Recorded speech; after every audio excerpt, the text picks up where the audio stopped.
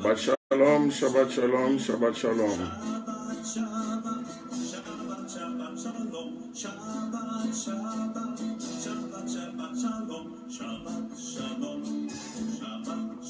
Shabbat shalom, nous sommes déjà en direct. Si vous pouvez inviter tout le monde de se joindre à nous, dites-leur que Shabbat shalom est déjà en direct.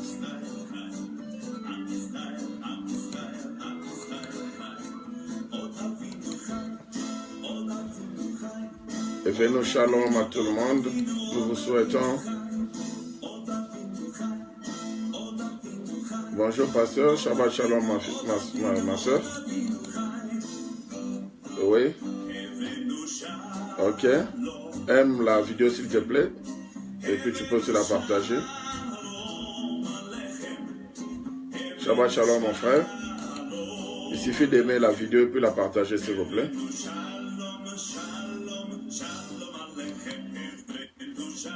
Ce que je vais faire aussi de mon côté, je vais partager la vidéo.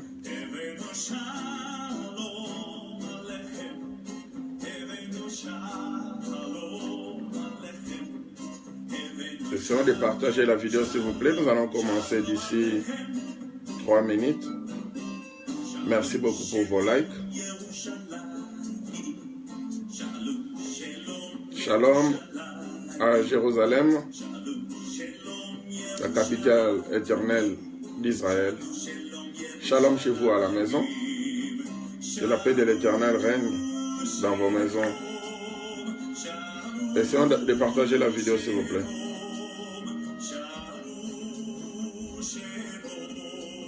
C'est ce que nous sommes en train de faire aussi.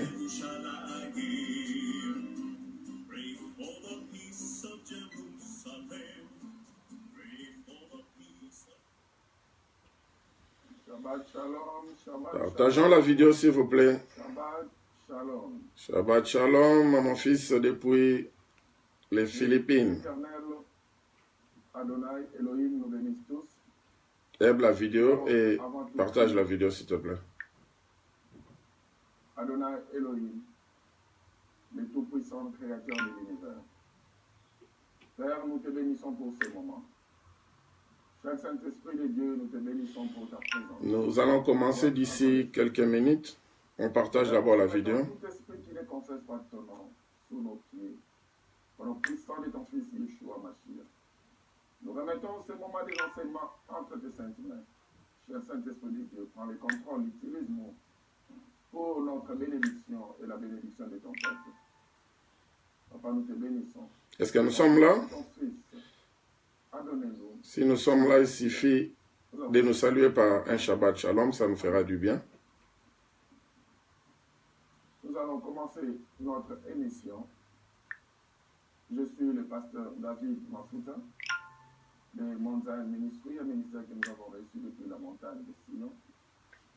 Une fois de plus, nous vous remercions pour votre... Merci beaucoup pour votre présence. Je sais que vous êtes là tous les samedis, comme aujourd'hui. Nous sommes ici en live, en direct sur... Nous sommes en train de partager la vidéo, puis nous allons commencer. À Londres. C'est le 24. Nous émettons chaque samedi de 15h à 16h, heure de Londres ou GMT. Ça dépend du pays où vous êtes en train de nous suivre. Alors, nous n'allons pas beaucoup nous attarder là-dessus, parce que vous avez nos coordonnées devant vos écrans. S'il faudrait juste préciser quelque chose, parce que ce n'est pas écrit en ordre, nous avons essayé d'économiser la place. Les titres de notre... Shabbat Shalom, mon frère. C'est le Shabbat Shalom. As-tu déjà partagé la page, s'il vous plaît? Partageons la page. 2017, c'est Retour à l'Évangile. Made in Jérusalem ou Made in Zion.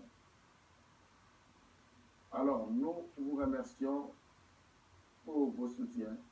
Nous savons que vous nous soutenez dans vos prières. Raison pour laquelle, même quand on ne se sent pas bien, le Saint-Esprit de Dieu nous donne toujours la force et le courage de nous tenir devant vos écrans pour libérer ces messages. Alors, aujourd'hui, nous sommes le samedi 29 avril Nous allons toujours reprendre les thèmes de la fois passée. Parce que la fois passée, le message de la fois passée, je dirais bien, on a eu des problèmes techniques. Nous savons que ce sont des problèmes de santé. Merci beaucoup, mon frère. Merci pour avoir partagé la vidéo. Que l'Éternel te bénisse depuis les Philippines. Malheureusement, gloire soit rendue à Adonai au travers de son fils Yeshua Mashiach, parce qu'il veut à ce que son Église retourne à l'évangile né de Jérusalem. Ok. Je pense que nous avons partagé la page. C'est ce que vous venez aussi de faire. Alors nous allons prier et puis commencer directement parce que nous n'avons pas le temps à perdre. Même la fois passée, c'était le numéro 13, mais on a eu un problème, on a pu avoir. Ok, nous allons prier. Adonai Elohim, le Tout-Puissant Créateur de l'univers. Père, nous te bénissons pour ces moments. Cher Saint-Esprit d'Adonai, nous nous soumettons entre tes saintes mains.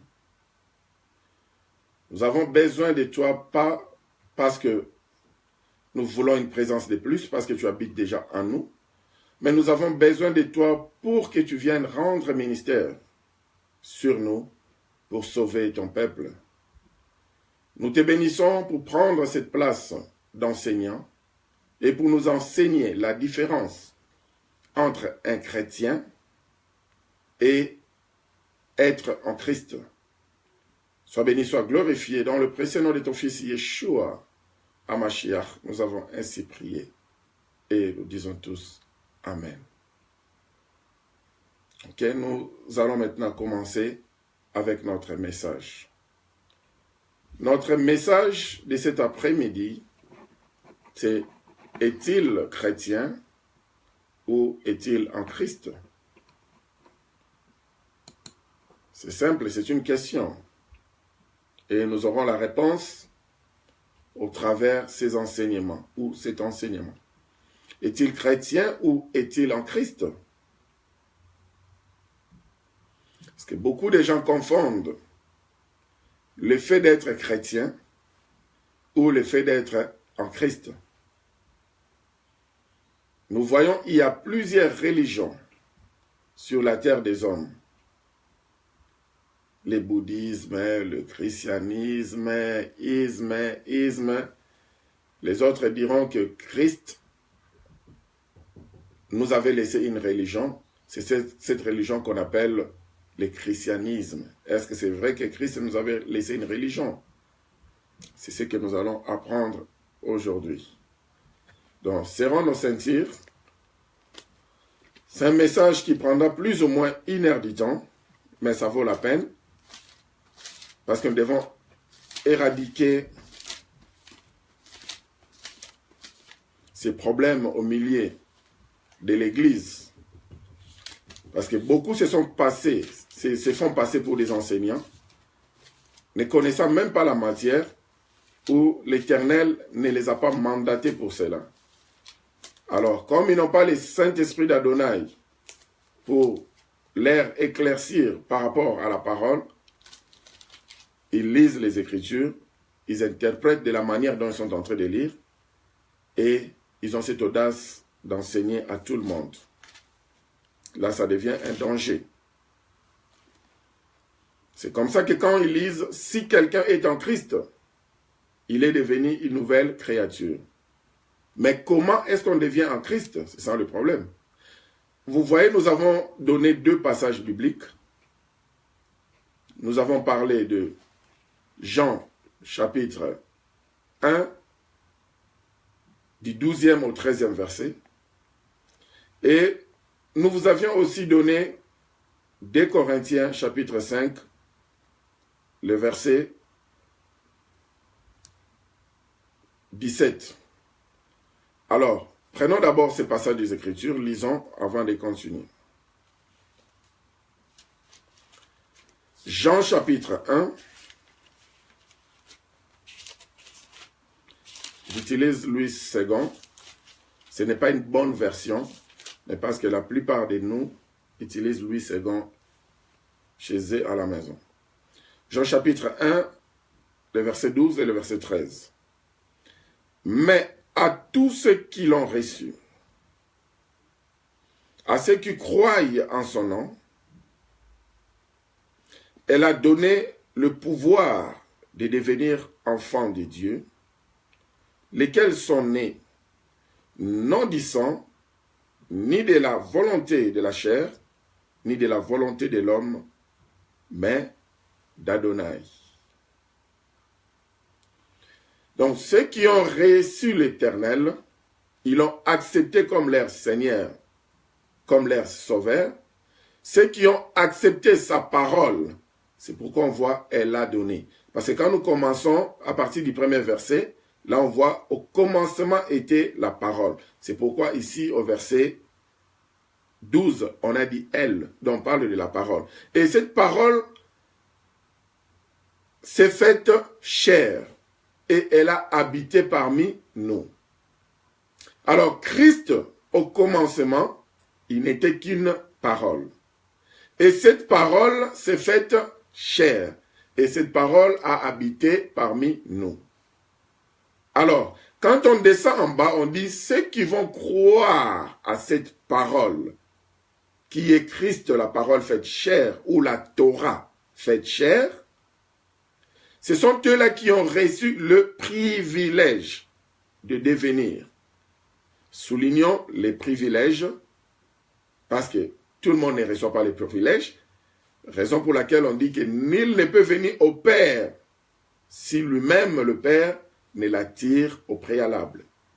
Alors c'est comme ça, ceux qui ont été attirés par le Père, ils ont reçu les privilèges. Les privilèges de devenir enfants d'Adonai. Parce que Adonai lui-même avait déjà un enfant. Le seul et l'unique, Yeshua HaMashiach, que les gens ont essayé d'interpréter son nom à plusieurs langues, chose qu'ils ne devaient pas faire parce que c'est un nom propre. Son nom Yeshua est un nom propre. On ne peut pas interpréter cela dans n'importe quelle langue. Comme mon nom propre, c'est Mafuta. Que vous m'appeliez en français, en anglais, en swahili, en hébreu, mon nom restera Mafuta. C'est comme ça, son nom propre, c'est Yeshua. HaMashiach, c'est son titre. C'est loin. En français, ça peut être Christ.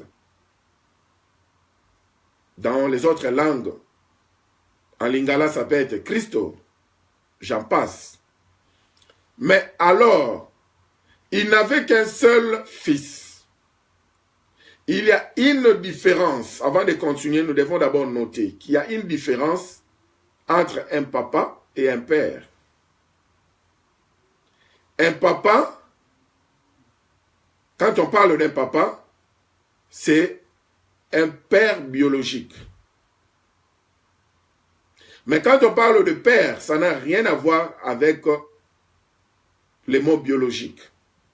Un père peut être adoptif. Mais un papa n'est pas adoptif, il est biologique. Nous venons au travers sa sémence. Nous sommes nés au travers la sémence de notre papa.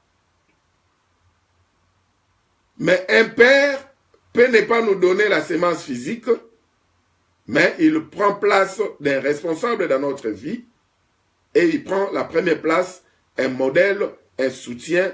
C'est comme ça qu'il y a une différence entre père et papa. Alors, Adonai, Yahvé, le Créateur, n'est pas notre papa. Il est notre père. Raison pour laquelle Yeshua dira à ses disciples, quand vous prierez de cette manière. Notre Père qui est aux cieux.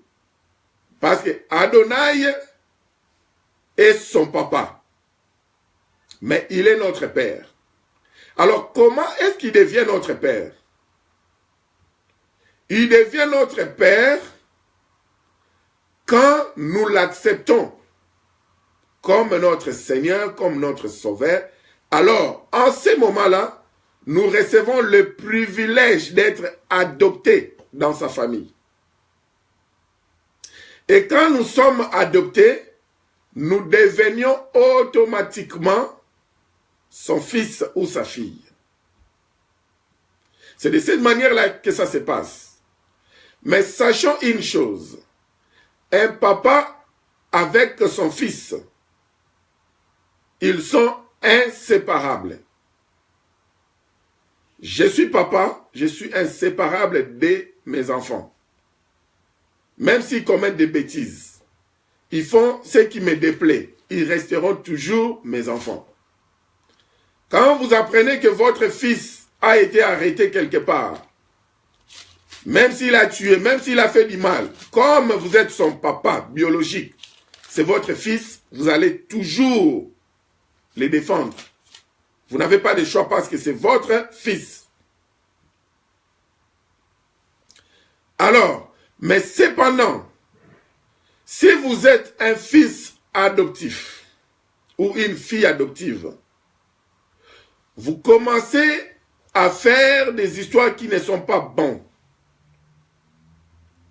Vous commencez à salir le nom de la famille.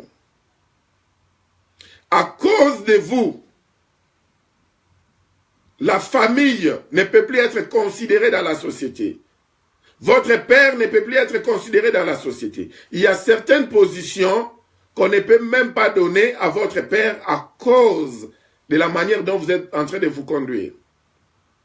Alors, c'est comme ça qu'il y a une loi gouvernementale où quelqu'un qui avait adopté un fils peut retourner chez les juges pour annuler ces décrets-là. Le fils qui a été adopté, on peut aller annuler les décrets, on peut aller annuler l'acte d'adoption chez les juges. Et puis on vous considère comme si vous n'étiez jamais fils du monsieur X ou Y. Parce qu'il en a tellement marre, il n'en peut plus, la moindre des choses, il part annuler l'acte d'adoption. Et on vous amène au tribunal. Le juge va prononcer que votre acte d'adoption est fait quoi? Est annulé. C'est parce que votre conduite n'a pas plu à ces papas-là, à ces pères-là, qui vous avez pris par pitié ou par amour ou pour aider le voisin qui a cassé sa pipe, il était décédé, alors ses enfants sont restés orphelins, ou bien pour aider son frère qui est mort, sa sœur qui est morte, il adopte ses enfants. Mais si ces enfants-là se conduisent très mal, jusqu'au point de détruire même sa réputation, jusqu'au point où il ne peut même pas acquérir certaines positions, par exemple dans la politique et autres, à cause de la conduite de ses enfants, il peut vous régner. C'est comme ça, si Yahvé était notre papa, ça signifie que qu'il neige, qu'il pleuve, il ne nous laissera jamais, il ne nous abandonnera jamais, nous vivrons éternellement avec lui dans son paradis. Mais malheureusement pour nous, il nous donne le privilège de devenir ses enfants, nous entrons dans sa famille, mais quitte à nous de garder ces privilèges pour l'éternité. Si nous négligeons ces privilèges, il a l'acte où il nous avait adoptés, il peut annuler cet acte-là. C'est comme ça que nous allons nous retrouver à la fin, on se retrouve de l'autre côté. On se retrouve chez les diables, dans les enfers. Alors nous allons nous dire beaucoup de choses. On va se poser beaucoup de questions, mais il est un Dieu d'amour. Mais s'il était vraiment un Dieu d'amour, s'il nous avait aimés, s'il nous avait adoptés, comment est-ce que nous finissons notre vie en enfer? Il dit dans Jean chapitre 8, le verset 44. Jean chapitre 8, le verset 44. Vous avez pour père le diable, et vous voulez accomplir les désirs de votre père. Vous voyez, Jean 8, 44 nous dit clairement, il y a des gens sur cette terre des hommes qui ont aussi pour père le diable. Le diable n'est pas leur papa, mais le diable est leur père. Parce que le diable les a adoptés. Parce qu'eux n'ont pas voulu partir avec Yahvé. Ils n'ont pas voulu bénéficier du privilège que Yahvé leur avait donné, afin qu'ils soient leur père, afin de les adopter. Alors, comme ils étaient vides, ils n'avaient pas de père, ils sont sans repère. Quand quelqu'un n'a pas de père, il est sans repère.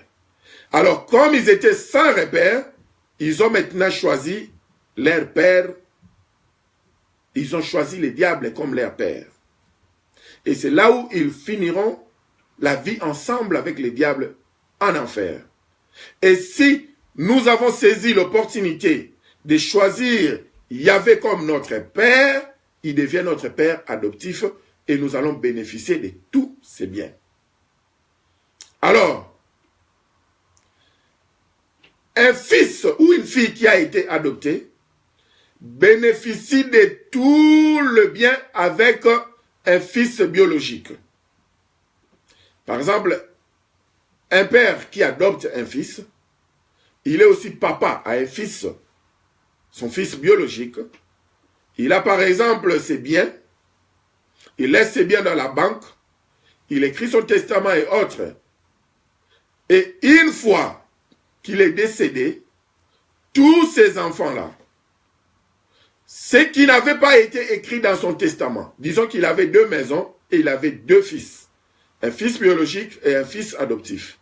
Si dans son testament, il n'avait pas partagé ces 2 maisons, le gouvernement qui se respecte dans un pays qui se respecte, pas dans quelques pays qu'on connaît où le gouvernement fait des choses comme il veut, mais le gouvernement dans un pays qui se respecte va partager ces 2 maisons entre ces 2 fils-là, le fils adoptif et le fils biologique. Eux, le partage sera égal. Parce qu'un enfant qui a été adopté bénéficie de tout comme un fils biologique. Mais seulement ça demande à ce qu'il soit humble. Parce que s'il devient orgueilleux, s'il commence à malmener le fils biologique, le papa de l'autre, qui est aussi biologique, peut changer d'avis et il peut annuler l'acte d'adoption. Alors, on ne va pas tourner là-dessus parce qu'on a déjà fait 5 minutes. Il faudrait qu'on y avance. Alors, Jean chapitre 1, le verset 12 et 13. On nous dit très bien. Ceux qui l'ont reçu. Il leur a donné le privilège de devenir ses enfants. Il leur a donné le privilège d'entrer dans sa maison. Alors, comment est-ce qu'on reçoit l'Éternel? Romains 10, le verset 9 nous dit, on croit dans nos cœurs qu'il est notre Seigneur, il est notre Sauveur, et on confesse cela au travers de notre bouche. C'est alors qu'on devient ses enfants.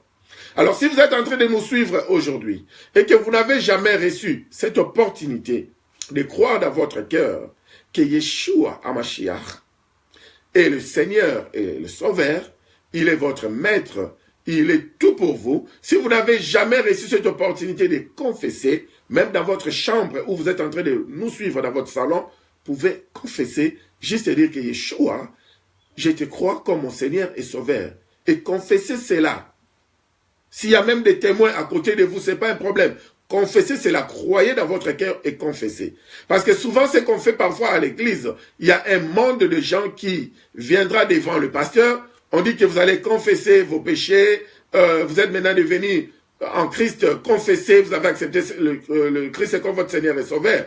Ils le font en public, mais cependant, ils ne croient pas dans leur cœur. C'est pourquoi si vous avez compris ou si vous avez déjà remarqué cela, dans certaines assemblées, vous verrez un frère ou une sœur qui vient recevoir le Seigneur à plusieurs reprises. Moi, j'ai été témoin où un frère, à plus de 3 reprises, à tout moment, quand le pasteur prêchait sur le péché, la repentance, le paradis, l'enfer, et que le message était poignardant, tout le monde pleurait à l'église, quand on disait que ceux qui ont accepté ce message, qu'ils viennent accepter Yeshua comme leur Seigneur et leur Sauveur personnel. Le monsieur passait à 3 reprises. Je l'ai surpris à 3 reprises, il passait toujours pour accepter le Seigneur. Donc, premièrement, il ne comprend pas comment est-ce qu'on accepte le Seigneur. Deuxièmement, pour lui, quand il a déjà accepté le Seigneur et qu'il vit une vie qui est dans le désordre, et qu'on disait, prochainement, on donne encore l'opportunité à ceux qui veulent accepter le Seigneur. Ils croient qu'en acceptant le Seigneur une deuxième fois, c'est alors que ces pardons seront oubliés. Or, ce n'est pas ça. Ce n'est pas ça. On accepte le Seigneur comme son Seigneur et comme son Sauveur une seule fois pour toute la vie. Une seule fois. Et à tout moment, quand on marche dans les déshonneurs ou dans le péché, l'iniquité et autres, et que nous remarquons cela, nous n'allons plus accepter le Seigneur comme notre Seigneur et Sauveur, mais nous allons plutôt nous repentir. Nous allons plutôt confesser nos fautes et nous allons nous repentir, c'est-à-dire confesser, sortir cela de votre bouche, parler à haute voix, s'il est possible, et puis se repentir, ça signifie juste teshuva. En hébreu, teshuva, ça signifie changer de direction. Donc ne plus vivre cette vie de péché, tourner son chemin, retourner pour ne plus pécher. Comme nous voyons à plusieurs reprises, Yeshua, par exemple, dans Jean chapitre 5, avec l'histoire du paralytique de 38 ans, où il lui dira, va, mais ne pêche plus. Cela ne signifie pas que le monsieur ne va plus pécher, mais il lui dit, détourne-toi de la vie pécheresse. Parce qu'il y a une différence entre pécher et vivre dans le péché. Nous arrivons à pécher tous les jours. En tant qu'humains, nous allons toujours pécher. Mais vivre dans le péché, ça signifie que le péché devient son art. Ça devient toute une vie. Par exemple, quelqu'un qui fait la prostitution, elle est en train de vivre dans le péché. Mais quelqu'un peut, par exemple, commettre une erreur, aller faire une bêtise, par exemple, d'adultère ou bien d'impudicité une seule fois. Ça peut arriver, ou bien insulter une seule fois, ou bien voler une seule fois. J'en passe. En ce moment-là, vous n'allez pas appeler ce monsieur-là que c'est un voleur, parce que peut-être il avait tellement faim, et au lieu de demander, il a eu honte, il est parti par exemple couper un morceau de pain, vous l'avez attrapé. Il a volé, mais il n'est pas un voleur. Un voleur, c'est vraiment son travail. C'est ça son art. Il pratique le vol. Quand il s'assoit, de la manière dont nous, on s'assoit pour préparer le message, pour prêcher, lui s'assoit pour préparer des stratégies pour aller voler. Elle s'assoit pour préparer les stratégies pour aller attirer les hommes en route parce qu'elle fait la prostitution. Elle est différente de cette sœur qui est tombée d'un coup comme ça avec l'adultère ou un acte impudique, j'en passe. Alors, quand maintenant nous devenons déjà enfants de Yahvé, si nous arrivons à pécher, nous n'allons plus l'accepter comme notre Seigneur et Sauveur, mais qu'est-ce que nous allons faire? Nous allons juste confesser ces péchés-là et puis changer de direction, faire les teshuva, la repentance et la vie continue. Alors, je voulais d'abord, à ce que nous puissions comprendre que tout le monde est créature d'Adonai. Yahvé, plutôt les commencements, Yahvé a créé tout le monde, comme nous voyons. Tout le monde a été créé par Yahvé. Alors, c'est comme ça, dans les conseils divins, ils ont dit dans Genèse chapitre 1, créons l'homme à notre image. Alors, quand ils ont dit dans Genèse, créons l'homme à notre image, selon notre ressemblance, pardon, c'est pas le chapitre 1, quand ils ont dit créons l'homme à notre image, selon notre ressemblance, cela signifie que tous les hommes qui habitent sur cette terre ont été créés par Adonai. Et la ressemblance en question dont la Bible parle, ce n'est pas la face. Parce qu'il y a des gens qui ont été défigurés depuis le ventre de leur maman. Il y a des gens qui ont des faces qui apparaissent comme des monstres. Je ne suis pas en train d'insulter qui que ce soit parce que je n'ai pas créé les hommes, mais Yahvé nous a créés. Il nous a tous créés, shalom mon frère depuis la France, il nous a tous créés selon son image, selon sa ressemblance. Cela signifie qu'il nous a créés selon son esprit. Parce que Job nous dit, en réalité, dans l'homme, c'est l'esprit, le souffle, le rouach, le souffle de Yahvé. Donc l'homme en question, que Yahvé a créé selon sa ressemblance, selon son esprit, c'est l'homme spirituel. Vous voyez, c'est l'esprit de l'homme qui est la ressemblance de Yahvé. Mais pas nos figures, pas nos faces. Parce qu'on dit qu'il y a des gens qui ont été défigurés. Il y a Genèse chapitre 1, oui, c'est Genèse chapitre 1, 26. Puis il avait dit, faisons l'homme à notre image, selon notre ressemblance, et qu'il domine sur le poisson de la mer. Oui. Il y a des gens qui ont été déjà défigurés depuis le ventre de leur mère. Vous voyez un bébé qui sort, mais son visage fait peur. Vous savez pourquoi? Parce qu'il y a des bébés, les gens sont allés chercher le bébé pas chez Yahvé, mais chez le féticheur. Nous avons vu par exemple dans mon pays, il y a des femmes qui étaient enceintes, qui ont accouché des poissons, qui ont accouché des singes. Alors vous allez dire que ces singes-là, c'est l'image de Yahvé? Non. Il y a des femmes là qui ont accouché les enfants qu'on appelle par exemple à Lingala, les bisimbi. En français, je ne connais pas le mot, mais quand vous regardez ces bisimbi là de l'Afrique et les bisimbi de l'Europe, même les bisimbi blancs, ces enfants-là, les Mongols, oui, c'est ça. C'est ça, en français, les Mongols.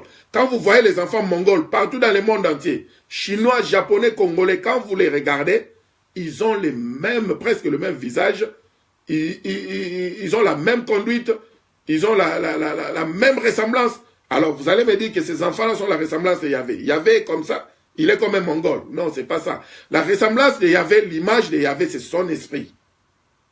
C'est pourquoi dans la Bible, vous voyez qu'il y a des différences. On dit que Rachel était plus belle que Léa. Alors, est-ce que Yahvé ne connaît pas la différence de la beauté? Il connaît. Raison pour laquelle, mon frère, toi qui es en train de me suivre, quand tu pars pour prendre une fille en mariage, il faut aussi compter par rapport à la beauté, que ce soit intérieure et extérieure. Parce que si tu ne comptes que par rapport à la beauté intérieure, après maintenant à la maison, ça va devenir une autre histoire. Tu vas commencer à pécher. Ces péchés-là, on appelle cela la convoitise. Tu vas commencer à regarder les autres dehors et ça risque à t'amener dans une vie d'adultère, de débauche. C'est humain. C'est pourquoi quand tu fais le choix, il faut choisir aussi le visage, il faut choisir aussi la taille. Il faudrait que quand tu vois ta femme, tu dis « Waouh, voici cette fois-ci ». Il faut que tu sentes cela, qu'elle te plaise. Ça, c'était juste entre parenthèses. Alors, quand le conseil divin nous a créés, il nous avait créés selon la ressemblance d'Adonai, de Yahvé, qui est son esprit. Alors, l'homme a trois parties. L'homme a l'esprit, il a l'âme et puis il a le corps. Ne faisons pas le contraire. Ne commençons pas comme la théologie des remplacements dit corps, âme et esprit. Ça, c'est le contraire. Parce que l'homme est d'abord spirituel et cet homme spirituel a une âme. Et cette âme est enveloppée par un corps. Et le corps n'a rien à voir avec tout ce qui est spirituel. Tout ce qui est spirituel n'est pas au niveau de notre corps. Le corps n'a rien à voir avec cela. Parce que certains pensent que quand la Bible dit « marchons selon les désirs de l'esprit, afin de ne pas accomplir les désirs de la chair », ils pensent que la chair en question, c'est ce corps. Ce n'est pas ce corps. La chair en question, c'est notre âme. Quand vous lisez dans le verset hébraïque, la chair dont on parle, où Galates parle, c'est notre âme. Galates chapitre 5, le verset 16. Je dis donc, marchez selon l'esprit et vous n'accomplirez pas le désir de la chair. La chair en question, en hébreu, c'est et que vous n'accomplirez pas les désirs de votre âme. Parce que dans l'âme, c'est là où résident les désirs, les sentiments, les émotions. C'est au travers de l'âme. Le corps ne fait que subir. Le corps subit ce que l'âme lui commande de faire. Et l'âme subit ce que l'esprit lui commande de faire. Alors, maintenant, dans Jean chapitre 1, le verset 12, nous avons reçu ce privilège. Nous sommes entrés dans la grande famille des enfants d'Adonai. Nous sommes adoptés. Et nous devenons ses enfants. Mais des enfants adoptifs. Je souligne pour dire les enfants adoptifs parce que je vais en revenir après. Mais certains n'ont pas profité de ces privilèges-là. Parce que le privilège a été donné à l'humanité. Afin que l'humanité puisse l'accepter comme leur Seigneur, comme leur sauveur, afin de devenir ses enfants. Mais certains n'ont pas reçu ces privilèges-là, et pardon, ils n'ont pas accepté ces privilèges-là. Et Satan, de son côté, il a donné aussi le même privilège. Afin que tout le monde devienne aussi ses adorateurs, devienne aussi ses enfants adoptifs. Et certains, comme Luc 8 nous a dit, ils sont partis. Ils ont accepté le privilège de Satan au lieu d'accepter le privilège d'Adonai. Ils sont devenus enfants adoptifs de Satan. Et ils ont maintenant pour père Satan. Nous avons pour père Adonai. C'était pas dans Luc, c'est dans Jean chapitre 8, 44. Vous avez pour père le diable. Alors, nous sommes dans la famille. Nous avons maintenant un papa. De l'autre côté, nous avons un père plutôt. De l'autre côté, ils sont aussi dans leur famille, ils ont aussi un père. Notre père à nous, c'est Adonai. Leur père à eux, c'est Satan. Alors, pourquoi est-ce que Adonai est devenu notre père? Parce que nous avons reçu le privilège d'accepter sa parole. Et pourquoi est-ce que Satan est devenu leur père? Parce qu'ils ont reçu, ils ont accepté sa parole. Ils ont accepté que aujourd'hui, il n'y a plus de pouvoir. Tout pouvoir, pour recevoir un pouvoir quelconque, il faudrait entrer dans une loge, il faudrait faire la magie, il faudrait faire la sorcellerie et autres pour recevoir un pouvoir. Pour devenir président de la République, il faudrait être membre de Prima Curia, il faudrait être un membre de franc-maçonnerie. C'est ça. Ils ont mis ça dans leur tête. Tu ne peux pas être un serviteur pour devenir un politicien, il faut être serviteur de Satan. Un enfant d'Adonai ne peut pas être, il peut pas être président de la République. Il ne peut pas être politicien. Tout ça. Alors, ils ont reçu aussi des paroles qui ont été écrites, des paroles qui ont été dites dans leur mémoire, dans leur subconscience et autres, que un des trois, ils ont accepté cela, ils sont devenus ses fils adoptifs. Alors, nous sommes des fils. Nous sommes en train d'avancer pour comprendre la leçon.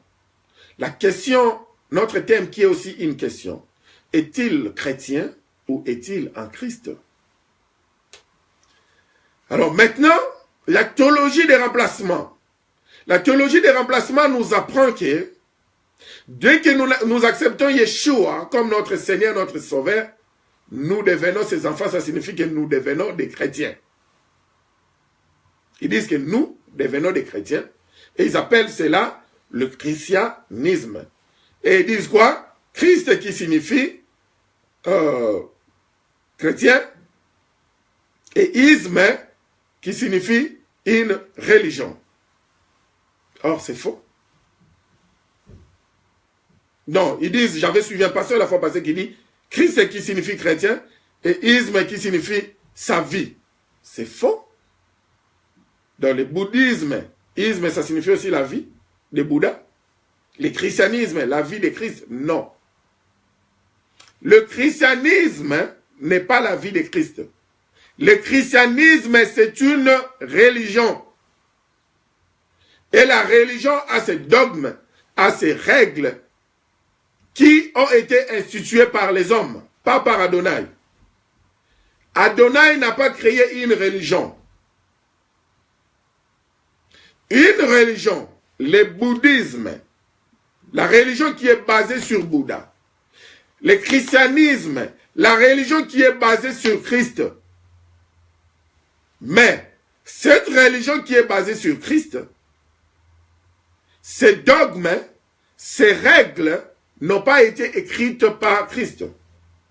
Ce sont les hommes qui ont écrit des dogmes, ils ont écrit des règles, et ces règles-là, bizarrement, sont parfois contraires à la parole de Yahvé.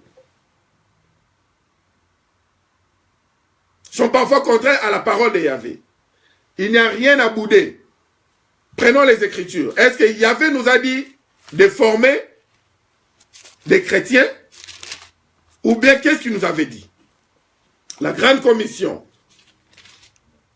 Matthieu 28, le verset 19. Allez, faites de toutes les nations des disciples.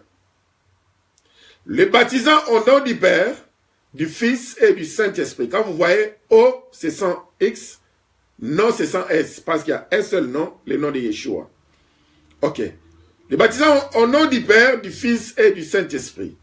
Et enseignez-leur à observer tout ce que je vous ai prescrit. Pas à observer ce que les catholiques vous ont prescrit. Pas à observer ce que le mari vous ont écrit. Je vous salue Marie. Yeshua n'a pas écrit cela.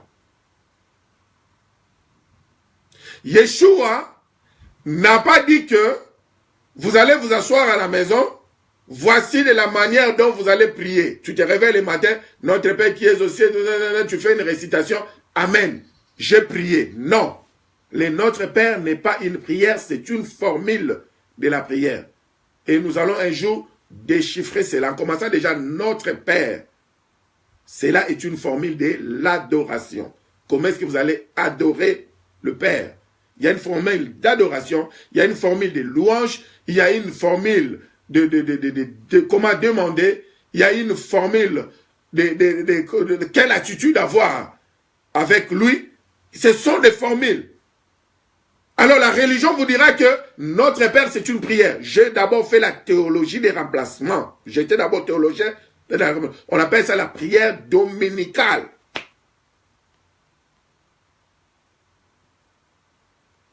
Alors, il n'a pas dit partez et formez des religieux. Il a dit partez et formez des disciples. Un disciple n'est pas un religieux. C'est pourquoi moi, je préfère dire que je suis disciple de Christ. Je ne suis pas un religieux. Quand vous me posez la question, tu es de quelle religion? Je te répondrai, je suis disciple de Yeshua, je suis disciple de Christ. Je ne suis pas dans une religion quelconque. Parce que la religion a été fabriquée par la main d'homme. C'est pourquoi on dit le christianisme, le bouddhisme, l'athéisme. Ce sont des religions soi-disant basées sur Bouddha, soi-disant basées sur Christ. Mais pourquoi est-ce que j'ai dit soi-disant basées sur Christ? Parce que lui-même, Christ, ne suivait aucune religion et n'avait aucune religion et n'avait laissé aucune commission telle que faites que les gens deviennent des chrétiens. Il n'a pas dit ça. Il a dit formez des disciples et enseignez-leur tout ce que moi, je vous ai prescrit. Pas autre chose. N'ajoutez pas, ne retranchez pas. Alors, est-ce que Yeshua avait prescrit à ses disciples que vous allez changer mon jour, le jour de Shabbat, dont la Bible dit qui sera mon jour de repos, mon jour qui sera sanctifié, qui est un samedi, le dernier jour de la semaine. Prenez l'encyclopédie des années 70, vous verrez samedi, c'est le dernier jour de la semaine, le jour du repos, le jour qui doit être mis à part, sanctifié pour l'éternel. Alors la religion, le christianisme est venu pour vous dire que aujourd'hui, l'Éternel nous a montré un autre chemin. Oui, Constantin avec son système de l'antisémitisme, quand il fallait haïr les Juifs et tout ce qui vient des Juifs, il dit que l'Éternel nous a montré un autre chemin. L'Éternel qui est éternel, sa parole est éternelle. C'est pourquoi Yeshua dit, pas une autre parole. Conservez et gardez tout ce que je vous ai prescrit. Tout ce que je vous ai enseigné. Yeshua n'avait pas reçu un autre enseignement à part l'enseignement que lui-même avait déjà trouvé. Quand il est entré dans les synagogues, dans la synagogue, Luc chapitre 4, voyons s'il avait un autre livre. Parce que là, on arrive maintenant à confondre beaucoup de choses. Luc chapitre 4. On commence. À partir du premier verset. Yeshua, rempli du Saint-Esprit, revint du Jourdain et il fut conduit par l'Esprit dans le désert. Nous sautons. Prenons maintenant le verset 14. Yeshua, revêtu de la puissance de l'Esprit, retourna en Galilée et sa renommée s'est répandue dans tout le pays d'alentour.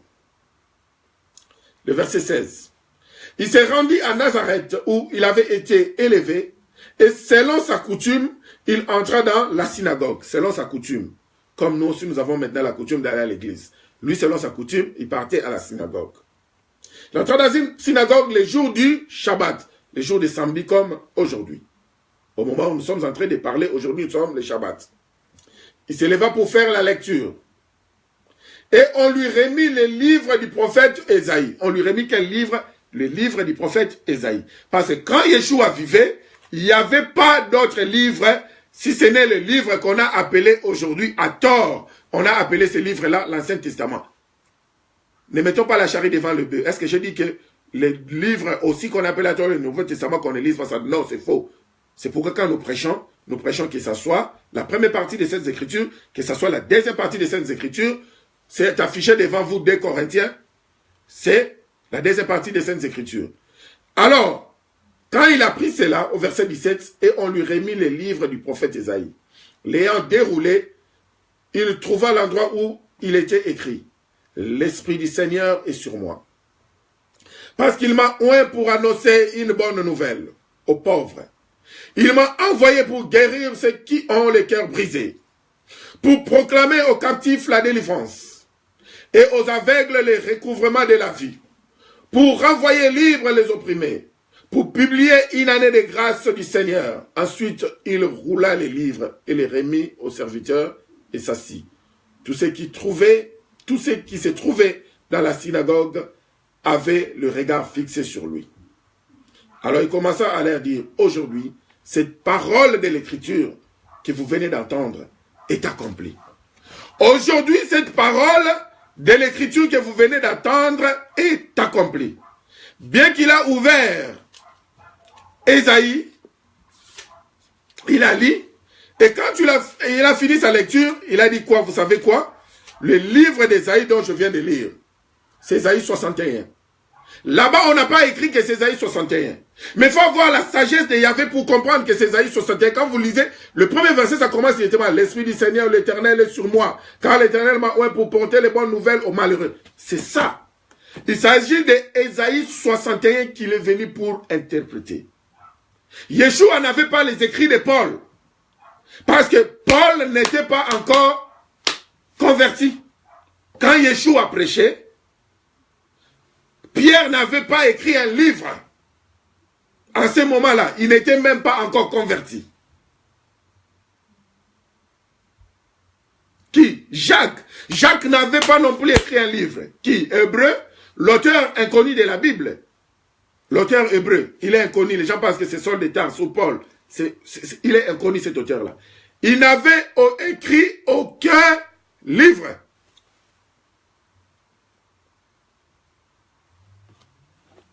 Alors, Yeshua avait utilisé la Torah.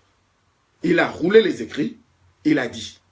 Et puis maintenant, il dit à ses disciples d'aller partout au monde entier, prêcher l'évangile. Enseignez-leur à observer ce que moi aussi je vous ai prescrit. Yeshua n'avait pas prescrit autre chose. Il ne faisait qu'interpréter ce qui a été déjà écrit.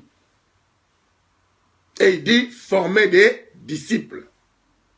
Alors aujourd'hui, la théologie des remplacements est venue pour dire que, soi-disant la première partie des Saintes Écritures n'est plus à jour. Parce que c'est l'Ancien Testament. Mais quelles écritures Yeshua a utilisées? Ce n'est pas ces écritures-là. Qu'est-ce qui a fait la puissance ou la force de Yeshua? N'est-ce pas ces écritures-là? La religion vient pour détruire la parole qui a été déjà écrite. La religion vient pour tailler la parole. Pour dire que ceci, nous allons appeler cela l'Ancien Testament. Ceci, nous allons appeler cela Nouveau Testament. Dans quelles écritures ils ont vu où Yeshua est en train de dire que ça c'est l'Ancien Testament, ça c'est le Nouveau Testament. Ils ont vu quel apôtre, quel prophète, dans ne fût-ce qu'un de ses discours qui a dit ça c'est l'Ancien Testament, ça c'est le Nouveau Testament. Ne fût-ce qu'un seul prophète. Il n'y en a pas. Alors, quand est-ce que on devient en Christ? Parce que nous ne devons pas être là avec des slogans, nous sommes des chrétiens, nous sommes des chrétiens. Ça ne dit absolument rien. Si on n'est pas en Christ, on est juste des chrétiens, ça ne dit absolument rien. Et rester juste dans la position de la religion chrétienne, aucune religion ne va amener qui que ce soit au paradis. C'est la vie en Christ qui va nous amener au paradis. Alors, c'est comme ça que 2 Corinthiens, chapitre 5, le verset 17 nous dit, si quelqu'un, vous voyez, ça commence par si. Une conjonction de subordination. La conjonction de subordination a précédé il. C'est parce que ça voulait donner une condition. Ici, le si n'est pas un adverbe juste pour qualifier ou un adverbe affirmatif. Non. Le si ici est une conjonction de subordination.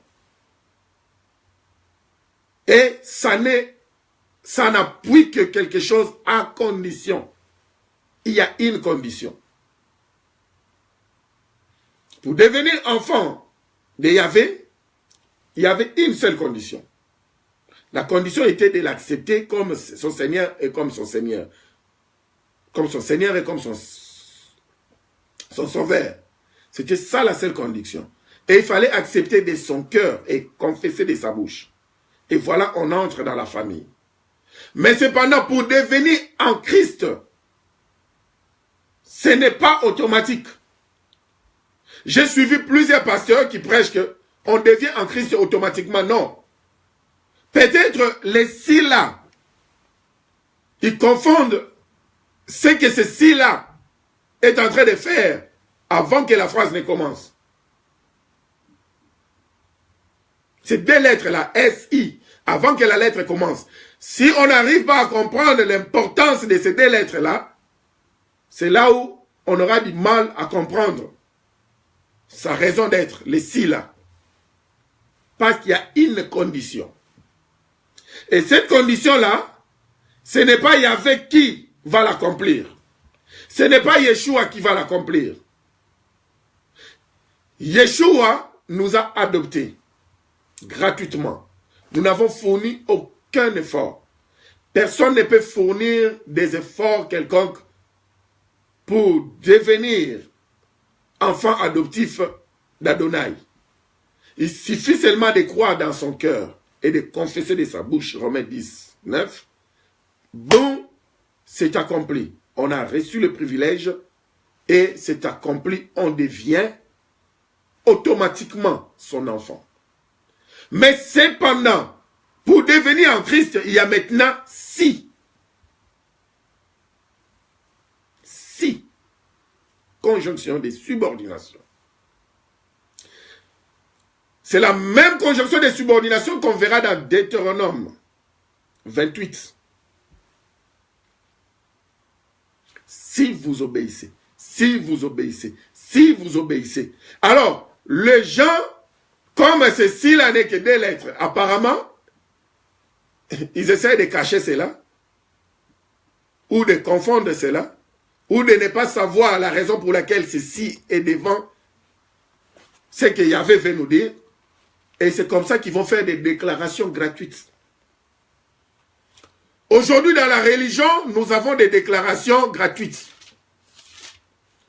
Ou à la fin de l'année, comme ça, le pasteur va se donner le luxe de se tenir devant tout le monde et commence à faire des déclarations gratuites. Cette année 2018 ne finira pas, vous aurez l'argent. Amen. Cette année 2018 ne finira pas, vous aurez, je ne sais pas, des mariages. Amen. Vous aurez des voitures. Amen. Ce sont des déclarations gratuites. Depuis qu'on a commencé à vous faire ces déclarations-là, ça fait combien d'années? Combien d'années que tu auras une voiture, tu es toujours piéton? Combien d'années tu auras une paire de chaussures, tu es toujours pieds nus? Combien d'années tu auras un vélo, mais tu es toujours à pied? Combien d'années, depuis qu'on t'a dit que tu vas te marier, mais tu ne t'es pas encore marié? Les passés ne se soucient pas de la manière dont tu es impoli, de la manière dont tu ne sais pas t'habiller décemment. Ils ne se soucient pas de la manière dont tu ne veux pas te parfumer. Ils ne se soucient pas de la manière dont tu ne veux pas aller travailler. Ils ne se soucient pas de la manière dont tu ne veux pas socialiser avec les autres. Ils ne se soucient pas de la manière dont tu te conduis. Mais voilà, les pasteurs, au lieu de se soucier de cette longue liste que nous avons dit, et te donner des enseignements préparatifs pour entrer dans un mariage, pour trouver un fiancé, non, les pasteurs acceptent de te faire des déclarations gratuites. Cette année ne finira pas, tu vas te marier. Tu vas te sauter. Amen. Si tu dis 3 fois, 7 fois, amen, amen, amen. Tu vas boire les ginger et le thé parce que ta voix va partir à cause de répondre aux déclarations gratuites. Amen, amen, amen. Et ça n'aura jamais lieu. Ce sont des amens juste qui crient, qui montent au plafond et puis ça descend. Deutéronome chapitre 28. Si tu obéis à la voix de l'Éternel, à partir du premier verset, ton Dieu, en observant et en mettant en pratique tous ces commandements que je t'ai prescrits aujourd'hui, l'Éternel, Adonai, ton Dieu, te donnera la supériorité sur toutes les nations de la terre. Tu vois, tous les commandements que je t'ai prescrits aujourd'hui. La même chose aussi, Yeshua nous dira dans Matthieu 28, 18 à 19, tout ce que je vous ai prescrit, enseignez-les. Ils doivent respecter ma parole. Ils doivent observer ma parole. Et s'ils observent ma parole, ils respectent ma parole si seulement ils pouvaient respecter ma parole. C'est alors qu'il y aura maintenant des conséquences qui vont suivre, qui vont suivre après. Les conséquences vont suivre après. Ça ne sera pas automatique. Il faudrait d'abord respecter la condition que si nous donne. Si nous respectons cela, et puis maintenant, il y aura des retombées. Il y aura des conséquences. Marc chapitre 15. Pardon, Marc chapitre 16. Marc chapitre 16, à partir du verset 15. Puis il leur dit, allez par tout le monde et prêchez la bonne nouvelle à toute la création. Celui qui croira et qui sera baptisé sera sauvé. Mais celui qui ne croira pas sera condamné. Voici les miracles qui accompagneront ceux qui auront cru. À mon nom, ils chasseront les démons, ils parleront de nouvelles langues, ainsi de suite. Et on croit que c'est automatique. Ceux qui ont cru, directement, il y aura des miracles qui vont... Il y a toujours un si, même là. Il y a un si qui est caché. C'est pas aujourd'hui comme nous sommes en train de te prêcher, comme tu as accepté le Seigneur, ton Seigneur, comme ton Seigneur et ton Sauveur personnel. Et puis, directement, sans être formé, on te laisse comme ça à la route, tu pars, tu commences à faire des miracles, ça peut retourner mal contre toi. Tu risques d'aller imposer les mains n'importe comment. Tu risques de faire comme ce passé qu'on a vu sur Facebook, qui est allé, il y a quelqu'un qui est décédé en route, un passant qui est décédé, il vient comme ça, la Bible m'a dit que je vais le ressusciter. Oh! Le pasteur a fait des formules qu'il faut, c'est sur Facebook. Soulève le monsieur, le taper des coups, faire... Rien, aujourd'hui le pasteur va comparaître. Il va comparaître devant le juge. Quelqu'un qui a juste cru, qui n'est pas enseigné, qui n'est pas formé, et c'est comme ça qu'il va sortir en route, et puis, bon, j'ai cru, voici les miracles qui vont m'accompagner. L'église oublie ces petits si, et ça crée des problèmes. On commence à former des assassins. On n'a pas dit que ça ne se passe pas de cette manière. J'ai connu une dame qui était prostituée quand on grandissait. Un jour, subitement, l'Éternel l'a visitée comme ça. Personne ne l'a prêché. Elle est sortie en route. C'est pendant qu'on faisait le marathon. On faisait le marathon, tout le monde courait. Elle est sortie comme ça, elle a reçu la visitation du Saint-Esprit d'Adonai et commençait à prophétiser, commençait à prêcher, commençait à faire des miracles. Parce qu'avec Yahvé, tout est possible. Mais quand vous enseignez vos enfants dans les églises, pour les faire sortir pour aller évangéliser, il faudrait qu'ils finissent leur cours d'affermissement. Ne laissez pas quelqu'un qui n'est pas affermi en route. Il sera un danger. C'est comme si vous donnez le permis de conduire à quelqu'un qui n'a pas fini ses cours de l'auto-école.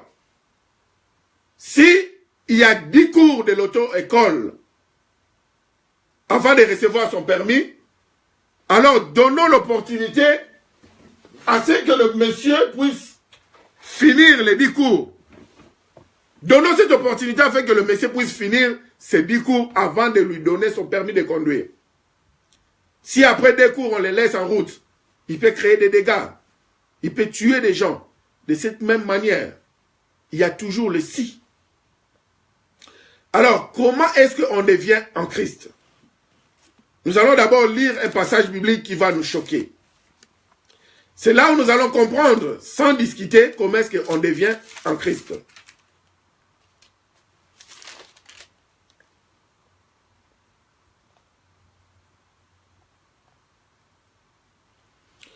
Luc chapitre 22, le verset 32. Luc 22, 32. Yeshua parle à Pierre.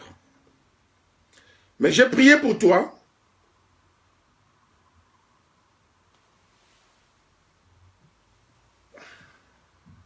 Mais j'ai prié pour toi, afin que la foi ne défaille point. Et toi, quand tu seras converti, affermis tes frères. Je vous dis que ça, ce sont les dernières paroles. Les dernières paroles que Yeshua est en train de laisser à Pierre. Parce qu'après ici, il va aller à Gethsemane. Et au jardin de Gethsemane, ça sera l'arrestation. Et après ça, il n'aura plus le temps de dialoguer avec Pierre. Yeshua a marché avec Pierre pendant 3 ans et demi. Les théologiens de remplacement vous disent que pendant 3 ans. Non, ce n'est pas 3 ans. Ils ont fait 3 ans et demi. Ils ont marché pendant 3 ans et demi. Est-ce que vous pouvez vous imaginer quelqu'un comme Pierre qui a fait 3 ans et demi avec Yeshua et pendant leur dernière conversation, une conversation franche, Yeshua lui fixe les regards et il lui dit que quand toi tu seras converti, Pierre, quand tu seras converti, affermis aussi tes frères. Mon frère, on devient en Christ quand on est converti. Si tu n'es pas encore converti, tu es un enfant, mais tu es en train de... Tu n'as pas encore l'âge adulte. Tu n'es pas encore responsable. La Bible nous dit que la nature vous enseigne. Dans la maison, nous avons des enfants et nous avons des adultes. Nous avons des gens qui ont atteint l'âge de la raison. Nous avons des gens qui raisonnent, qui se conduisent comme des grands. Alors, Pierre avait reçu le privilège de devenir enfant. Il a été adopté. Mais pendant 3 ans et demi, Pierre n'était pas encore mature. Il n'était pas encore mature. Il restait toujours enfant. C'est pourquoi on trouvait que la vieille nature continuait toujours de demeurer avec lui. Et sa vieille nature, c'était quoi? C'était la colère. La colère ne l'avait jamais laissé jusqu'ici. Sa vieille nature, c'était quoi? C'était le mensonge. Les mensonges, il ne l'avait jamais laissé jusqu'ici. Sa vieille nature, c'était quoi? Il n'était pas stable. Bien qu'on lui avait dit que Simon, tu ne seras plus Simon, tu deviens maintenant Pierre, parce que sur toi, j'ai bâtirai mon église. On l'appelait déjà Pierre, parce que Yeshua avait déjà changé son nom, mais son caractère, ses habitudes, sa conduite, n'avaient pas encore changé. Matthieu chapitre 16, le verset 17. Yeshua reprend la parole et lui dit, il dit à Pierre, tu es Simon, fils de Jonas, car ce ne sont pas la chair et le sang qui t'ont révélé cela, mais c'est mon Père qui est dans les cieux. Et moi, je dis que tu es Pierre, et que sur cette pierre, je bâtirai mon église. Tout le monde l'appelait déjà Pierre. Mais sa vie, c'était toujours la vie de Simon. Simon, en hébreu, signifie un roseau. Un roseau vacille à tout moment. Qu'est-ce que le roseau fait? Quand le vent souffle, le roseau part à droite, à gauche, devant, derrière. Il était toujours comme ça. Parce qu'il n'était pas converti. Vous voulez maintenant qu'on prouve cela? Qu'on commence à prouver son mensonge? Ok. Le coq a chanté. On vient maintenant, on vient pointer le... C'est toi. Tu as été avec lui. C'est Galiléen. Non, je ne le connais pas. Il a menti. Il a menti. Vous voulez qu'on prouve sa colère? Quand on est venu arrêter Yeshua à Gethsemane, qu'est-ce qu'il a fait? Il a pris son épée, il a coupé l'oreille de Marcus. N'est-ce pas? Il a coupé son oreille. Parce qu'il n'était pas converti. L'ancienne nature habitait toujours en lui. La colère, le mensonge, le fait de ne pas être, la peur, tout ça, ça habitait toujours en lui.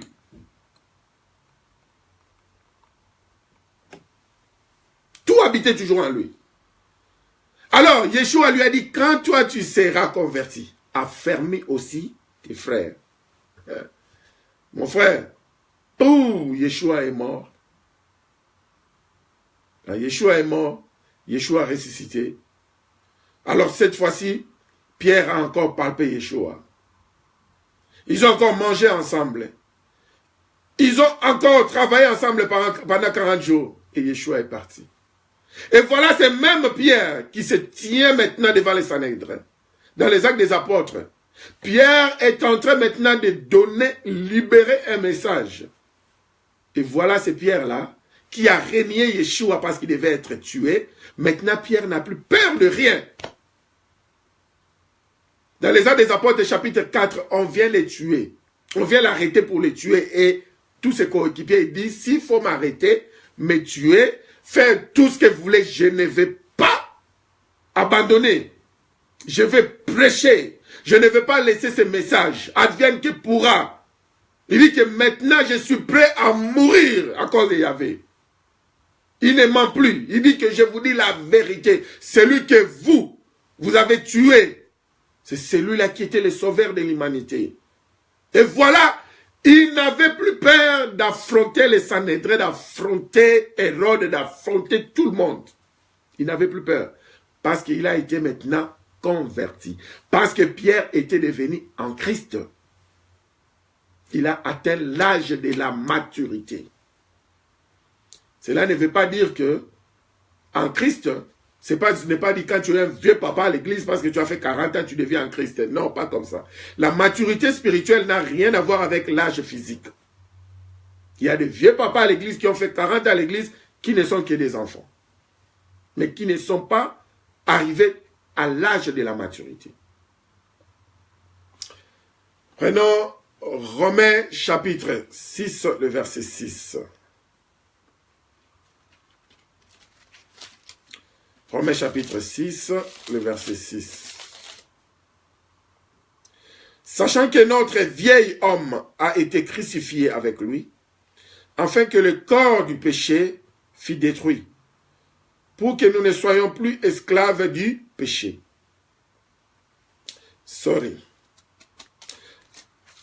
Il dit que notre vieil homme a été fait quoi? Crucifié. Afin que nous ne soyons plus esclaves du péché. Prenons encore Colossiens 3, 5. Colossiens 3, 5 et puis Galates 5, 24. Galates 5, 24. Ceux qui sont en Yeshua HaMashiach, ont crucifié la chair avec ses passions et ses désirs. Romains 6 nous avait dit que c'est Yeshua qui avait fait cette action. C'est lui qui avait crucifié notre vieil homme. Mais maintenant, Galates 5, 24 nous dit le contraire. Ceux qui sont en Christ ont crucifié la chair avec ses passions et ses désirs. Donc, il y a un travail que Yeshua avait fait lui-même dans Romains 6. Il a détruit les vieux hommes qui étaient en nous, qui faisaient de sorte que nous puissions toujours vivre dans le péché, que nous soyons toujours dans le péché. Ces vieux hommes, Yeshua l'avait crucifié. Mais maintenant, dans Galates 5, 24, il dit que ceux qui sont en Christ, eux-mêmes ont crucifié le vieil homme. Ça signifie qu'il y a un effort que nous-mêmes nous devons faire. Comme 2 Pierre chapitre 1, le verset 5 nous dit. À cause de cela, faites vos efforts d'ajouter à la foi la connaissance. Il y a des fois où Christ a tout fait pour nous. Et il y a aussi des fois Christ nous demande de fournir nos efforts. Donc pour être converti, en d'autres termes pour devenir en Christ, comme on avait dit, il y avait une condition si. La condition si, ça signifie que nous devons crucifier le vieil homme. Le vieil homme, c'est quoi? Avant que vous ne deveniez en Christ, avant que vous acceptez Yeshua HaMashiach comme votre Seigneur et votre Sauveur, vous avez votre vie. Nous vivions de la manière qui nous plaisait. Nous tous, on vivait de la manière dont nous plaisait. On ne vivait pas selon le Saint-Esprit d'Adonai, parce que nous étions des hommes animaux. La ressemblance de Yahvé, l'image de Yahvé qui est en nous, son Esprit Saint, on l'avait déjà étouffé. On l'avait tellement étouffé, on l'avait frustré, on ne pouvait plus rien faire. Alors nous étions devenus des hommes animaux. Pourquoi est-ce que les Corinthiens appellent certains hommes les hommes animaux? Parce qu'il y a une différence entre un homme et un animal. Et ce qui fait la différence, c'est quoi? Un homme a l'esprit, l'âme et le corps. Un animal n'a que l'âme et le corps. Alors, un homme dont l'esprit d'Adonai est étouffé, est éteint, son esprit n'est pas parti. On comprend mal l'interprétation de beaucoup de passages en français et en anglais. Quand l'Esprit de l'Éternel part de toi, tu es mort, c'est fini. Tu n'es plus en vie. Mais l'Esprit de l'Éternel en toi, cet esprit est éteint, cet esprit est étouffé. Il ne sait pas agir, réagir, te conduire, te parler ou quoi que ce soit, parce que tu l'as étouffé, tu l'as éteint. Mais il est là. C'est pourquoi tu restes un homme vivant. Mais sur le plan spirituel, tu es un animal. Parce que tu es maintenant sans esprit, ton esprit est éteint.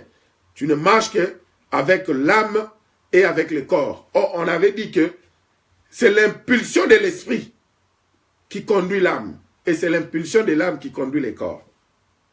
Donc, quand tu marches selon l'esprit d'Adonai, comme Galates 5, 16 nous dit, tu ne vas pas accomplir les désirs de la chair, donc les désirs de l'âme.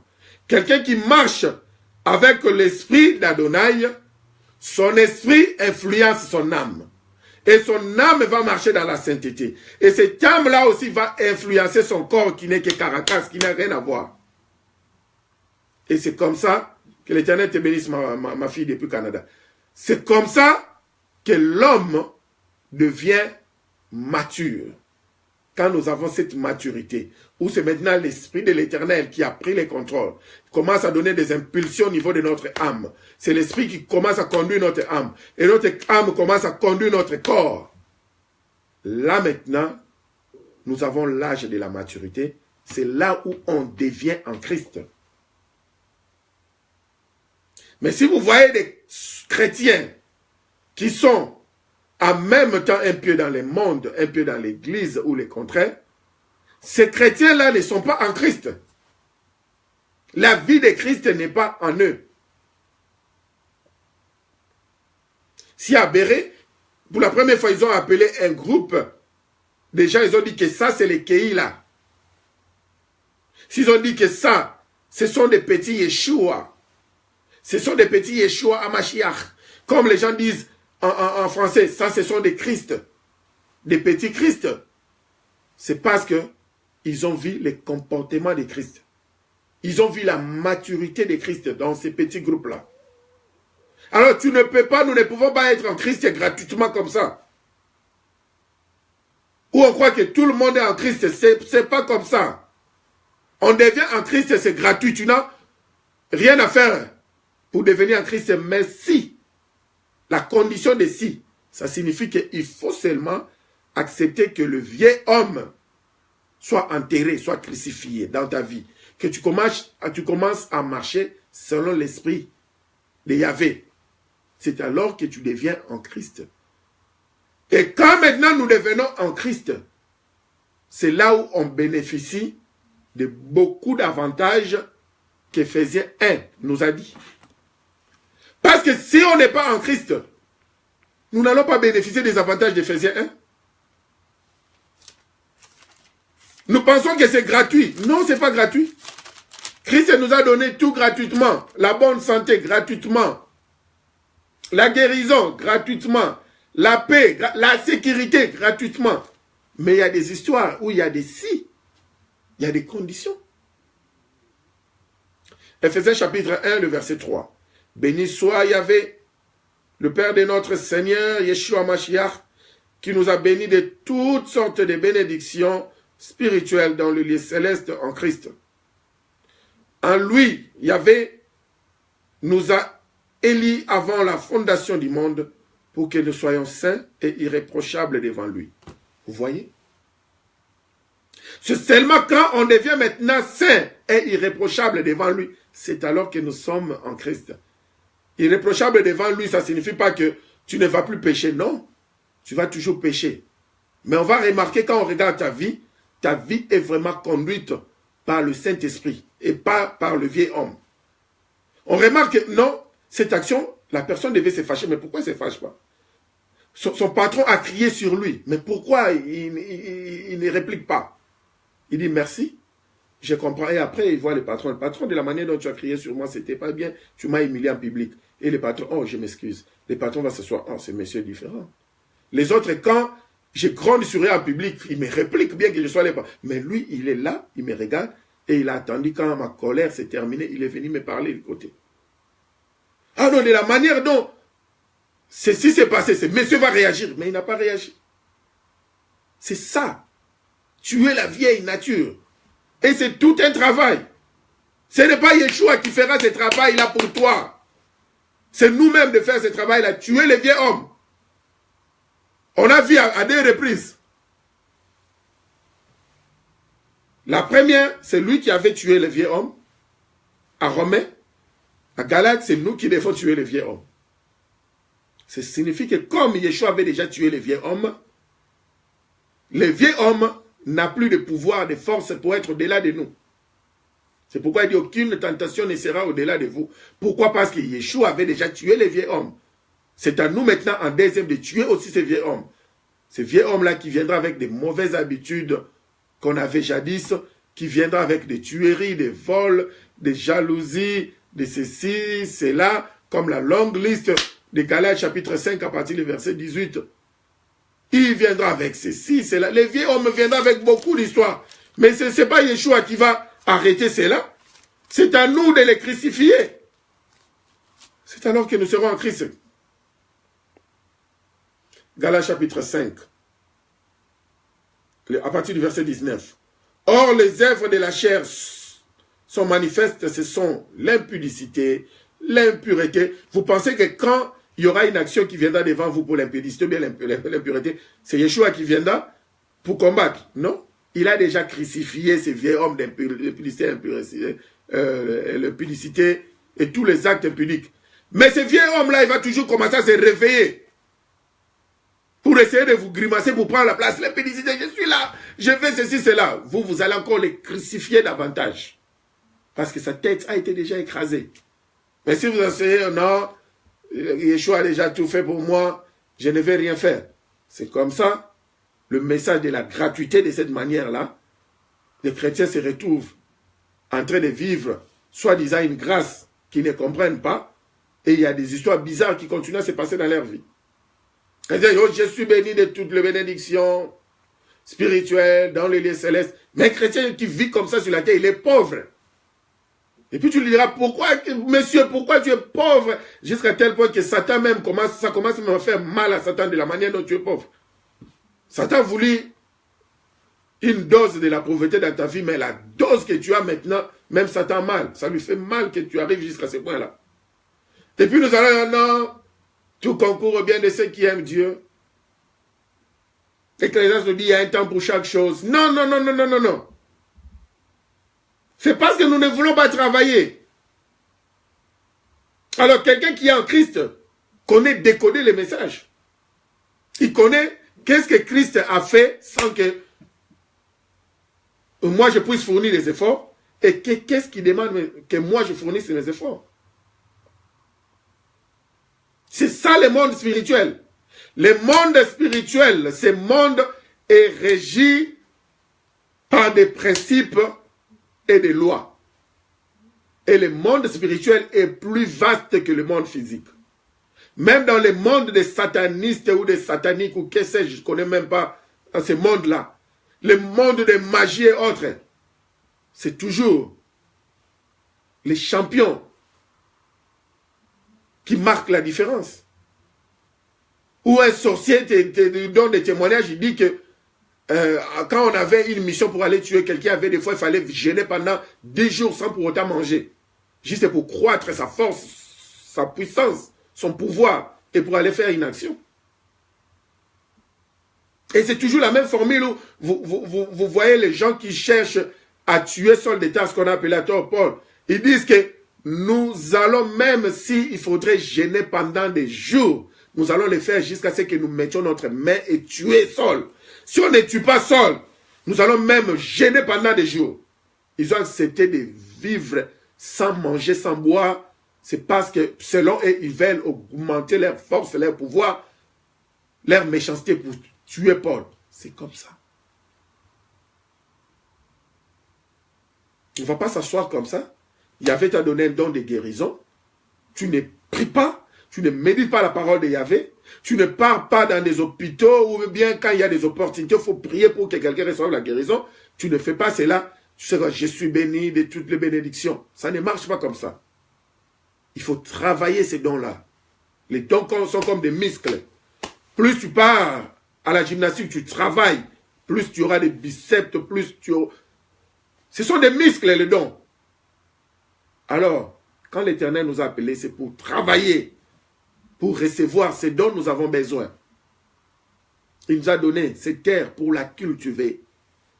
Nous sommes en Christ, il n'y a aucune raison que nous échouons. Parce qu'il a tout fait. Mais nous aussi, nous avons notre part. On ne va pas s'asseoir à la maison, je suis en Christ, les finances vont venir. Non. Au lieu d'aller du lundi jusqu'à lundi à l'église, du lundi jusqu'à dimanche à l'église, vas-y au travail. Parce que le pasteur, lui, ne veut pas travailler. Pour des raisons que lui-même connaît. Mais il va t'exiger les offrandes. Et il y aura 4 paniers d'offrandes. Et après, il va rouler une grosse caisse. Il viendra donner un témoignage éternel à béni. Mais ceux qui travaillent avec lui à l'église ne sont pas bénis. Ils ont toujours des chaussures trouées. Mais lui, il change des chaussures comme il respire. Il change des voitures, il change des maisons comme il veut. Parce que ce n'est pas l'Éternel qui l'a béni.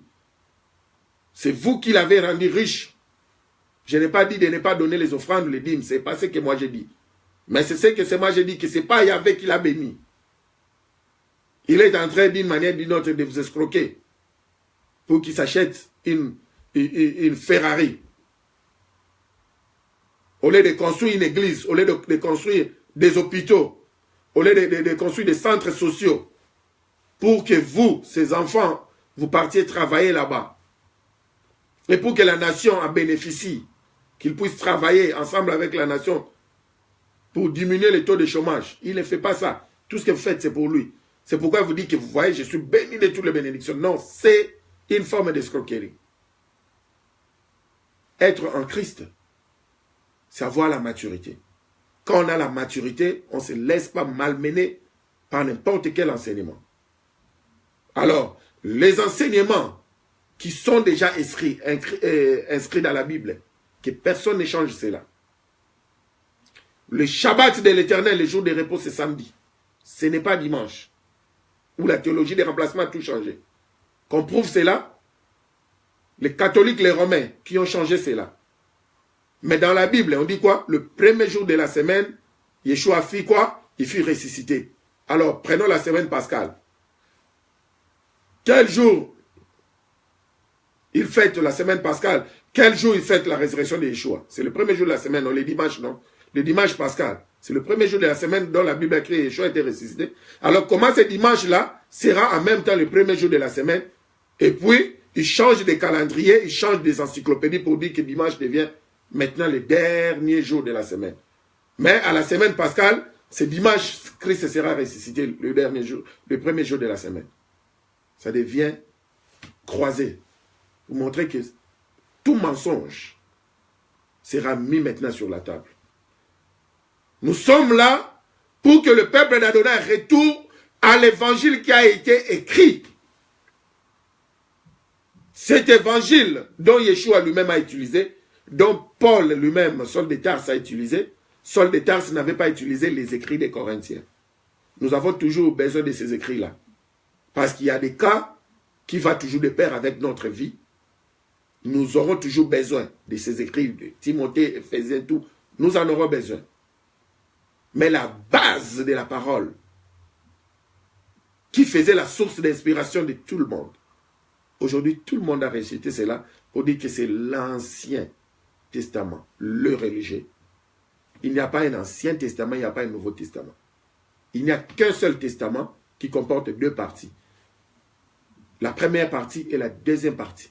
La première partie a été interprétée par Yeshua et il a donné l'interprétation aux autres écrivains parce que personne n'a écrit de lui-même.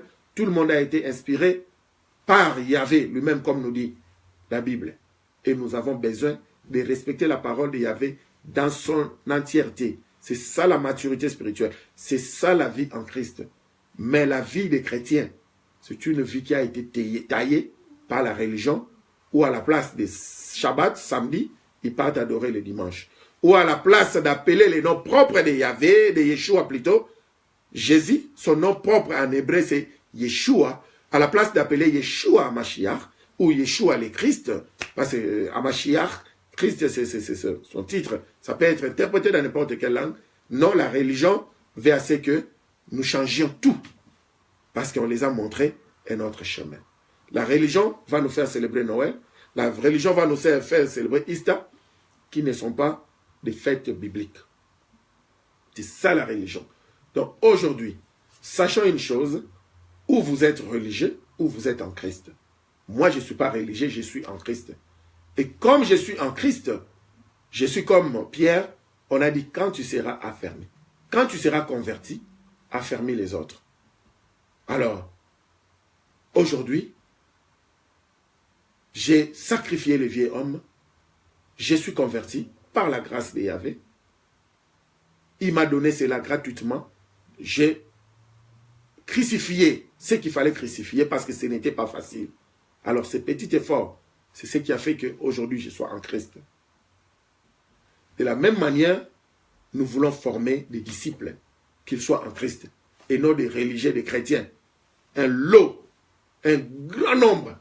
Et à la fin, avec des grosses Bibles, nous risquons de finir nos vies à l'enfer. Mais si nous sommes en Christ, nous sommes au-delà d'une religion quelconque, mais nous vivons une relationship avec Yeshua. La vie en Christ n'est pas une religion, mais c'est une vie de relationship. C'est là où on sera en relation du Père et du Fils. Et cette relation, nous devons la protéger et la garder. Parce que le même décret qui a fait qu'il puisse nous adopter afin que nous devenions ses enfants adoptifs, dans ce décret-là, il y a l'alignement XY qui est prévu, que ce décret-là peut être toujours annulé. C'est pourquoi Romains chapitre 11 nous explique cela. Il dit que nous, les païens, le peuple non juif, ce sont le peuple païen. Les païens ne signifie pas que c'est lui qui ne prie pas. Comme les gens nous disent, non. Un peuple non juif comme moi, je suis un peuple non juif, je suis païen. Romains chapitre 11 nous dit que les enfants qu'il avait choisis lui-même par élection, c'est Israël, comme olivier naturel, avec ses branches. Nous, il nous a choisis par adoption. Nous qui l'avons accepté, il nous a donné le privilège de devenir par adoption. Nous sommes entrés par adoption. Mais quand nous descendons, il dit que si nous devenons arrogants, de la même manière, il a coupé certaines branches des Israélites qui n'ont pas marché selon sa loi. Par exemple, ceux qui sont entrés dans la magie, dans la sorcellerie, il les a complètement coupés parce qu'ils n'aiment pas des rivalités. Et nous aussi, si nous entrons par arrogance, avec cet esprit d'arrogance, il risque de nous couper. L'orgueil, il va nous couper. Nous, qui jadis étions ses enfants, nous allons nous retrouver en enfer. Parce que nous n'étions pas ses enfants biologiques, nous étions des enfants adoptifs par décret. Et ce décret royal, divin, ce décret divin, a l'alignement XY qui peut toujours annuler cela. Si nous ne marchons pas selon sa voie. Donc le fait d'être chrétien ne garantit pas le paradis. Mais le fait d'être en Christ, cette maturité va garantir le paradis. C'est cette maturité qui va garantir l'héritage. C'est comme dans nos maisons. Nous avons des enfants, n'est-ce pas? Les enfants qui veulent faire comme nous, qui veulent être accomplis comme nous, qui marchent comme nous, en suivant nos enseignements, en nous aidant dans le travail et autres, ce sont eux qui vont hériter tout de nous. Ceux qui sont de parents, ils comprennent. Dans la maison, nous avons plusieurs enfants. Mais vous serez surpris, quand on lira les testaments du papa à la fin, dans ces testaments-là, c'est comme si un enfant est favori. Non. Cet enfant n'est pas favori, mais c'est cet enfant-là qui mérite l'héritage. Parce que c'est un enfant accompli. Il fait comme son père. Il est comme son père. Il est disciple à son papa. Chaque papa connaît aujourd'hui si j'ai cassé la pipe. Si je meurs aujourd'hui. Si je peux léguer par exemple mes biens à Y, il va bousiller mes biens. Mais si je lègue ça à X, il va protéger mes biens et il fera de sorte que ses frères et ses sœurs se retrouvent aussi. Alors c'est cet enfant-là, si nous comprenons cette explication-là, c'est cet enfant-là qui est comme en Christ, un enfant accompli. C'est lui qui mérite l'héritage des papas. Un enfant qui n'est pas accompli, il ne va que vivre des miettes. Je connais de quoi je parle. J'ai toujours un de mes enfants qui est toujours collé à moi. Cet enfant-là connaît ma respiration, cet enfant connaît tout de moi. Et cet enfant reçoit beaucoup de moi. Parce que même quand je sors, l'enfant en question ne me laisse pas. Même si je le chasse, à peine je vais me retrouver, dès que je tourne de l'autre côté, l'enfant est déjà à côté de moi. Quand je vais manger un McDo, elle ne peut que bénéficier. Quand je vais manger un ice cream, l'enfant là ne peut que bénéficier parce qu'elle est toujours collée avec moi. C'est comme ça. Quand on devient en Christ, on bénéficie de son héritage. Quand on n'est pas en Christ, on laisse un enfant dans la maison, mais qui ne vivra que de miettes. Parce que le papa ne peut pas nous léguer son héritage, le père, de bousiller cela. Alors, à partir d'aujourd'hui, ne soyons plus de ceux-là qui disent que moi, je suis un religieux, je suis un religieux. Non. Moi, ça c'est mon opinion. Je suis en Christ. Et être en Christ, ce n'est pas une religion. Si vous êtes un religieux, fine. Mais ce sont les religieux qui ont tué Yeshua Mashiach. Ce n'est pas quelqu'un d'autre. Les maîtres de la loi, les pharisiens, ils étaient des religieux. Ce sont ceux qui ont tué Yeshua. C'est pourquoi jusqu'à aujourd'hui, les religieux continuent à nous tuer. Mais nous sommes prêts à donner notre vie à cause de celui qui nous a envoyés pour faire des disciples partout au monde entier. L'enseignement a pris 1 heure, je ne sais pas, 35 minutes. Nous sommes arrivés à la fin de cet enseignement. Si vous avez des questions, vous pouvez toujours nous écrire, nous allons vous répondre. Si vous avez besoin d'une prière, vous nous écrivez, nous allons vous répondre. Tout ce que vous voyez en bas de votre écran, votre téléphone ou que sais-je, les coordonnées que vous voyez là sont nos propres coordonnées. Le numéro de téléphone que vous voyez là sont nos propres numéros de téléphone. Donc si vous appelez ce numéro-là, vous m'aurez directement. Je n'ai pas de secrétaire. Dès que vous appelez ce numéro-là, c'est David que vous aurez. Je n'ai pas de secrétaire. Le numéro qui finit par 8078, c'est mon numéro direct de téléphone. Et celui qui finit par 2170, c'est mon numéro direct de WhatsApp. Alors, nos coordonnées sont là. Je suis le pasteur David Mafuta de Mount Zion Ministry, un ministère que nous avons reçu depuis la montagne de Sion à Jérusalem. Nous émettons sur Shabbat Shalom TV chaque samedi de 15h à 16h et nous sommes aussi en live sur Facebook, des fois aussi sur YouTube. Après cette émission, vous aurez la rediffusion de Shabbat Shalom. Je pense que ça ne vaut pas la peine sur Facebook parce qu'aujourd'hui, Facebook a été impeccable. Plus que même Shabbat Shalom TV, nous bénissons notre technicien à cause de cela. Alors, nous sommes arrivés à la fin. Ceux qui veulent soutenir notre émission, vous avez nos coordonnées bancaires, la dernière ligne en bas de votre écran ou votre téléphone. Alors, Shabbat Shalom, nous allons prier. Nous allons prier pour vous. Adonai Elohim, le Tout-Puissant, Créateur de l'univers, Père, nous te bénissons pour ces messages. Nous sommes arrivés à la fin de ces messages. Cet esprit d'Adonai, permet-nous à ce que nous puissions comprendre ce message plus que le messager du jour, plus que l'officiant ou le prédicateur du jour. Nous te bénissons, Seigneur, pour nous avoir utilisés comme des simples canaux, parce que nous avons ensemble appris avec ton peuple. Nous bénissons ce peuple. Laisse qu'ils vivent le vrai Shabbat, le vrai Shalom, parce que toi, tu es le repos. Permets à ce que ce peuple entre dans le repos. Tous ceux qui sont en train de nous suivre, ceux qui sont souffrants d'une manière ou d'une autre, peu importe le nom de la maladie, que ce soit une maladie incurable, pendant qu'ils sont en train de nous suivre, en fixant nos yeux, en regardant nos mains, nous libérons une onction de guérison, au nom puissant de Yeshua, Hamashiach, afin qu'ils puissent connaître les Shabbats, les repos. Yeshua, tu es notre Shabbat, tu es notre repos, nous te bénissons. Dans le précieux nom de ton fils, Yeshua, Hamashiach, nous avons ainsi prié. Shabbat Shalom. Amen. Shabbat Shalom, nous sommes arrivés à la fin. Merci beaucoup. Tout ce que vous pouvez faire maintenant, c'est publier la page, s'il vous plaît. Share la page. Publier la page. Merci. Shabbat Shalom. Au revoir. Nous vous aimons bien. Shabbat Shalom. Yerushalayim. Bye bye.